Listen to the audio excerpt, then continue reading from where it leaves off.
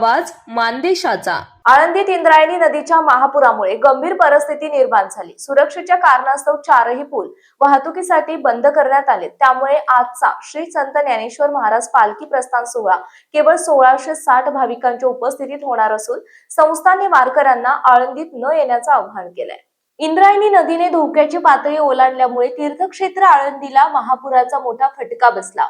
पुराच्या भीषण प्रवाहामुळे आळंदीतील वाहतूक पूर्णपणे ठप्प झाली। इंद्रायणी पुलावरील कठडे आणि वीज खांब थेट पाण्यात वाहून गेले।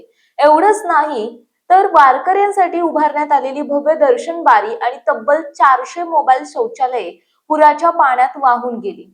आळंदी नगर परिषदेचा पाणी पुरवठा करणारा मुख्य पंपही पाण्याखाली गेल्याने संपूर्ण शहरात पिण्याच्या पाण्याचा प्रश्न निर्माण झाला।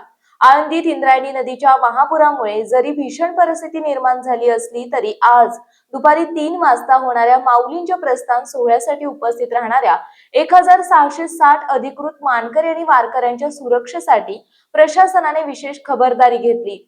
मानाच्या 56 दिंड्यांमधील प्रत्येकी 10 प्रतिनिधींना मंदिरात सुरक्षित प्रवेश दिला। संपूर्ण मंदिर परिसरात आपत्कालीन वैद्यकीय पथके आणि आपत्ती व्यवस्थापन यंत्रणा तैनात करण्यात आली।